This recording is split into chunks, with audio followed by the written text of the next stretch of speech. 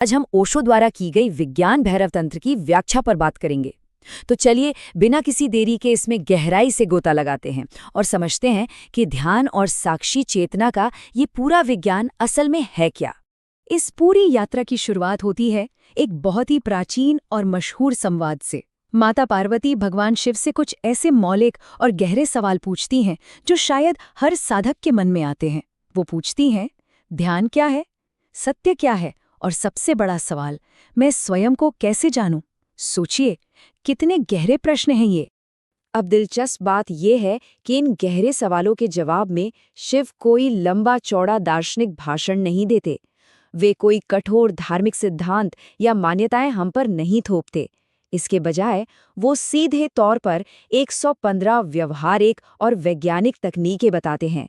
यानी ये पूरा ग्रंथ केवल कोरी बातों पर नहीं बल्कि पूरी तरह से प्रयोग और अनुभव पर आधारित एक विज्ञान है। तो आइए इस विज्ञान के पहले मुख्य विषय की ओर बढ़ते हैं, दैनिक कार्यों में ध्यान। कैसे हम अपनी रोजमर्रा की जिंदगी में जागरूकता ला सकते हैं।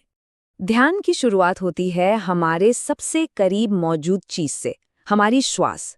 सांस अंदर जाती है और फिर बाहर आती है। तो यहाँ सबसे महत्वपूर्ण बात यह है कि जब सांस अंदर और बाहर होती है तो उनके बीच एक बहुत ही छोटा सा अंतराल होता है, एक ठहराव। और पता है, इसी छोटे से अंतराल में, इसी गैप में मन वास्तव में शांत होने लगता है। लेकिन बात सिर्फ सांसों तक ही सीमित नहीं है। हमारा ये भौतिक शरीर भी ध्यान का एक बहुत बड़ा द्वार है। हमारे रोजमर्रा के साधारण काम जैसे चलना, खाना खाना या यहाँ तक कि नहाना, अगर हम ये सारे काम पूरी जागरूकता और फोकस के साथ करें तो ये एक शक्तिशाली ध्यान बन जाते हैं। मतलब ध्यान के लिए हिमालय जाने की जरूरत नहीं है, आपके दैनिक काम ही आपको वर्तमान से जोड़ सकते हैं। और हाँ, ये जागरूकता सिर्फ शारीरिक कामों तक सीमित नहीं रहती बल्कि जीवन की गहरी सच्चाइयों तक जाती है। अगर हम बिना किसी स्वार्थ के पूरी तरह से प्रेम करें तो वो भीतर से हमारे अहंकार को मिटा देता है। और दूसरी बात, मृत्यु से डर कर भागने के बजाय उसे सीधे तौर पर समझना जरूरी है, क्योंकि जो मृत्यु की वास्तविकता को गहराई से स्वीकार कर लेता है ना, सही मायनों में वही जीवन के असली अर्थ को भी समझ पाता है। बाहरी और शारीरिक क्रियाओं को समझने के बाद अब हम एक कदम और भीतर चलते हैं। हमारा अगला विषय है विचारों और भावनाओं को देखना, यानी अपने ही मन का साक्षी बनना। और ये बहुत ही शानदार ढंग से दर्शाता है कि एक अशांत मन कैसे काम करता है। वो हमेशा समय की यात्रा करता रहता है, या तो बीते हुए कल की यादों में भटकेगा या आने वाले कल की चिंताओं में उलझा रहेगा। इसके बिल्कुल विपरीत है एक ध्यानस्थ मन, जो पूरी तरह से वर्तमान क्षण में मौजूद होता है। जब हम पूरी तरह से सिर्फ अभी और यहीं होते हैं, असल शांति का जन्म वहीं होता है। अब लोग अक्सर सोचते हैं कि ध्यान का मतलब है मन से लड़ना या विचारों को रोकना, लेकिन नहीं, मन को जबरदस्ती शांत करने की कोशिश बिल्कुल ना करें। क्या विचार आ रहे हैं उन्हें आने दें। क्रोध या दुख जैसी भावनाएं उठ रही हैं, उन्हें बस एक तटस्थ दर्शक की तरह, एक गवाह की तरह देखें। कुछ भी रोकना या दबाना नहीं है, क्योंकि ये देखना ही, ये अवलोकन करना ही असल ध्यान है। भावनाओं को देखने का ये अभ्यास हमें ऊर्जा के रूपांतरण के सिद्धांत तक ले जाता है। अक्सर समाज के डर से हम क्रोध, दुख या अपनी काम ऊर्जा को दबाते हैं, छिपाते हैं, जो कि बहुत हानिकारक है। इसके बजाय अगर हम इन ऊर्जाओं को शुद्ध जागरूकता के साथ सिर्फ देखें तो इनका रूपांतरण हो सकता है। केवल साक्षी भाव से देखने भर से ऊर्जा की दिशा पूरी तरह बदल जाती है और वो सृजनात्मक बन जाती है। और विचारों को देखने की इसी समझ से अब हम इस पूरी चर्चा के सबसे मुख्य संदेश पर आते हैं, और वो है साक्षी चेतना। साक्षी भाव का सीधा सा अर्थ है सिर्फ एक गवाह या देखने वाला बनना।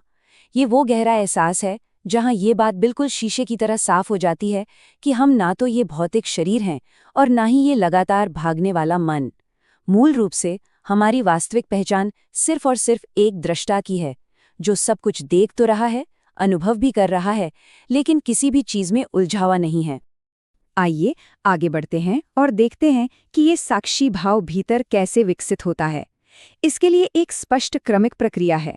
सबसे पहले अपने भौतिक शरीर की गतिविधियों को देखना, फिर मन में चलने वाले मानसिक विचारों का अवलोकन करना, और अंत में अपनी सबसे गहरी भावनात्मक अनुभूतियों को देखना। जब हम एक एक करके इन तीनों परतों को पार करते हैं, तब जाकर उस शुद्ध साक्षी चेतना का उदय होता है। और इस गहरी अवस्था में पहुंचकर एक बात बिल्कुल साफ हो जाती है। शब्द हमेशा बाहरी दुनिया का हिस्सा होते हैं, वो केवल सतह पर ही तैरते रहते हैं। लेकिन जब हम पूरी तरह से अपने भीतर उस गहरे मौन में उतरते हैं, केवल तभी हमें असली सत्य और उस परम आनंद का अनुभव होता है। यह एक ऐसी खोज है जो पूरी तरह से निःशब्द है और पूरी तरह से हमारे भीतर है। तो अब हम इस ज्ञान यात्रा के अंतिम चरण में प्रवेश करते हैं। हम बात करेंगे इस पूरे विज्ञान और ध्यान के अंतिम आध्यात्मिक लक्ष्य के बारे में। इन सभी 115 ध्यान विधियों के कुछ बहुत ही स्पष्ट और सर्वोच्च लक्ष्य हैं। पहला है स्वयं को पूरी गहराई से जानना। दूसरा है उस अहंकार को पूरी तरह से मिटा देना जो हमें अस्तित्व से अलग होने का भ्रम देता है। जब ये दोनों बातें घटित होती हैं तो मन एक ऐसी परम शांति से भर जाता है जो अंततः हमें परमात्मा या उस परम सत्य का सीधा अनुभव कराती है। अगर हम इस पूरी चर्चा के व्यावहारिक निचोड़ की बात करें तो संदेश बहुत सीधा है। जीवन को बहुत ज्यादा गंभीरता से या किसी भारी बोझ की तरह बिल्कुल ना लें। इसके बजाय हर पल जागरूक रहें, पूरी तरह से वर्तमान में जिएं, हर परिस्थिति में सिर्फ एक साक्षी बने रहें और लगातार अपने भीतर की ओर जाने का प्रयास करें। बस यही एक साधक का असली मार्ग है। अब यहाँ जो बात वास्तव में दिलचस्प है वो ये है कि ये ओशो के पूरे दर्शन का बिल्कुल केंद्र बिंदु है। तुम जिस सत्य को बाहर खोज रहे हो वो तुम्हारे भीतर ही है। ये एक बहुत ही शक्तिशाली रिमाइंडर है कि जिस शांति या आत्मज्ञान को हम पूरी दुनिया में बाहर खोज रहे हैं वो कहीं और नहीं बल्कि हमारे ही भीतर मौजूद है। ध्यान बाहर जाने का नहीं बल्कि भीतर लौटने का विज्ञान है। तो इन सभी वैज्ञानिक तकनीकों और साक्षी भाव को समझने के बाद अंत में हम सभी के सामने एक बहुत गहरा सवाल खड़ा होता है। क्या एक साधक बाहरी दुनिया में वो अंतहीन और थकाने वाली खोज जारी रखेगा जो कभी पूरी नहीं होती, या फिर वो इसी क्षण से उस सत्य की ओर मुड़ेगा और अंततः अपने भीतर की वो यात्रा शुरू करेगा जहां सब कुछ पहले से ही मौजूद है? चुनाव हमारा है।